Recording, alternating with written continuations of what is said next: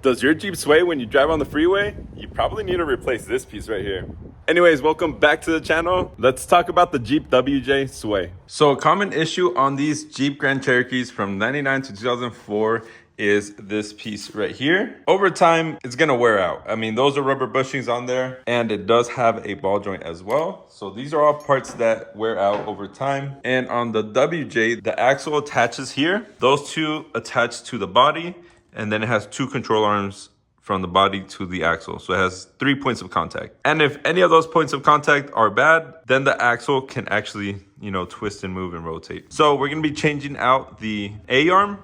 This one I actually got from Max Speeding Rods. I've actually had it for like a year. I've just been lazy to do this job because sometimes it can be a little frustrating. So we're gonna go ahead and jack it up, and then I'll show you underneath how to tell if yours is worn out. So if you look down here, this is the rear axle, but we're gonna look at these bushings here. You can see this, the center piece of this bushing, it's actually broken from the parts that hold it together. You can see the fresh black rubber. What that's gonna cause is this joint's gonna be moving around as you're driving, and it's gonna make the Jeep feel unstable when you're at highway speeds or just driving in general. So we definitely need to replace that. So we have to take this one off.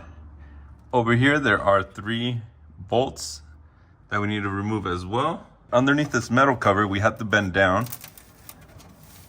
There is another bolt right there. The hardest is gonna be these right here, but just take your time and they'll come out. Or you can take off the ball joint up here, and that might be a little bit easier to remove. And when you guys remove the A-arm, the axle is gonna wanna tilt down, I believe. The drive shaft's gonna hold it in place, but I recommend putting either a jack stand or the jack around this area just to kind of hold it in place. It'll make it a little bit easier. And we're also gonna need a ratchet strap. When we go to put this back on, you might have to twist the axle a little bit more. I'm gonna start off by removing the little bolts that are on here. So I think these are 10s and then 13s. Get these little pieces off, and then we'll reinstall them on the new one. So first we are taking off the brake lines. Next we are removing the first bolt holding the A-arm.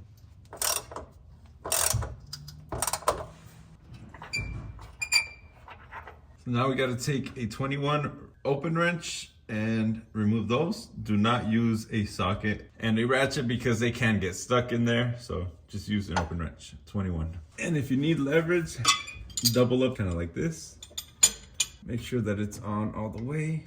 The bolts holding the ball joint in place are definitely pretty hard to get off. And bam. You're gonna need some leverage, and do not use ratcheting wrenches either. They will get stuck. I was in the middle of taking off those 3 bolts for the ball joint, and then I was like, you know what, let me take off the wheels to get a little bit more room. And then I decided, you know what, let me take off the nut for the ball joint. Usually that thing spins, and usually it requires an Allen wrench to be stuck in the middle while you loosen it. I don't know what happened, but we got the nut out. So this is gonna make it a lot easier. I have this side loose. I'm gonna loosen up the other side, and then we'll hit it with the hammer to bring it up, and we should be able to get the A-arm out. I want you guys to see something. You see how that bolt is coming out at an angle right here? There is a lot of pressure on this A-arm, which when you're putting it back on does make it harder to put in, but I've seen a lot of people post like, oh, this A-arm won't fit, blah, blah, blah. It's because of how much pressure is on there. What I recommend is putting the A-arm on first and then the ball joint on after. All right, I guess I will have to take off these 21s because there's no way that A-arm is loosening up. All right, so we got all the bolts loosened up. Now it's the fun part of getting creative to get this out. Like that. So we're gonna go over this piece here. Yeah.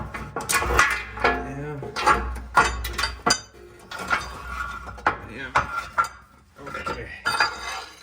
Nice. So it's out. So there is the old one and the new one. And what I wanted to show you guys is, look at the bushings. You see how that centerpiece moves independently versus this one's all one solid piece. So when you start seeing cracks on those pieces, that means the bushing's going bad. And you see that centerpiece moving? All that movement translates into the Jeep swing at the end of the day. All right, so I ended up starting with the ball joint. I put that one in. Make sure you clean the bolts because they do have blue Loctite. And when you reinstall them, make sure to add some more Loctite. That way those bolts don't back out. So now that that is in, It's time for the fun part and putting the Boomerang part in. So one thing you're gonna notice is, so since this one is new, the rubber is gonna be harder than this. I mean, like this moves pretty easily with my finger. This barely moves, so it's gonna be a little bit harder to put that one in since it is stiffer, but you just gotta massage it and eventually the bolts will go through. Okay, so now we have the fun part of installing the A-arm and aligning it into those holes right here. And this can be very frustrating. This can be very hard. If you don't have patience, I do not recommend you doing this project because it takes a lot.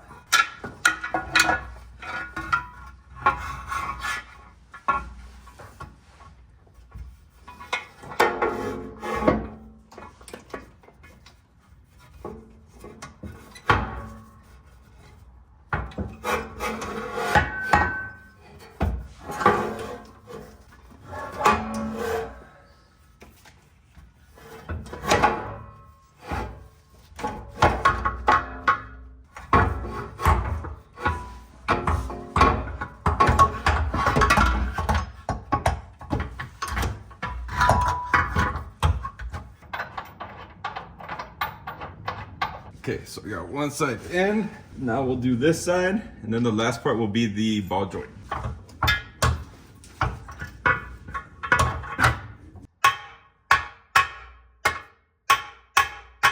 Okay, so this hole isn't lining up.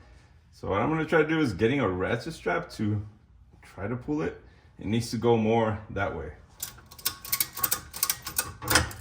So what I did is I used a ratchet strap to pull the A-arm to the right, and then I used a hammer for leverage so that I can align the bolt hole and get the bolt in somewhat. Then I had to hammer it in. So we got it in part of the way. Now I'm just gonna tighten it and hopefully it goes into place. And it kind of aligned itself. Now you don't want to hammer all the way up because the nut plate can come out of place. So leave a little bit and then hopefully catches the nut plate.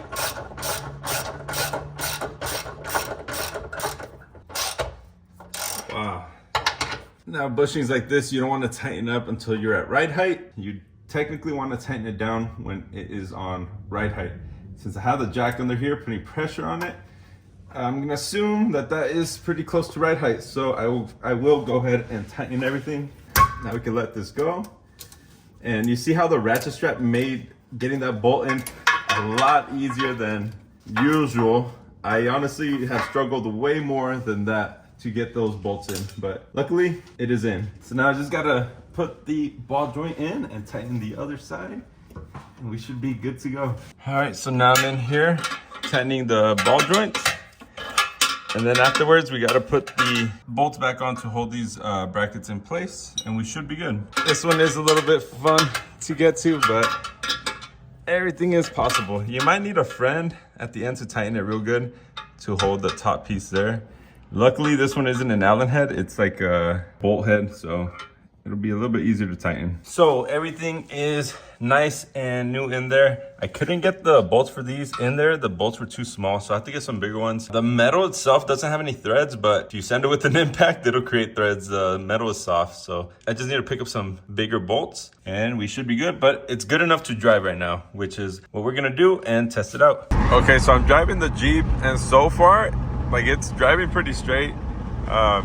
My alignment is off, so that's why I'm holding the steering wheel, but it definitely feels way better. It doesn't feel like it's swaying from the rear anymore.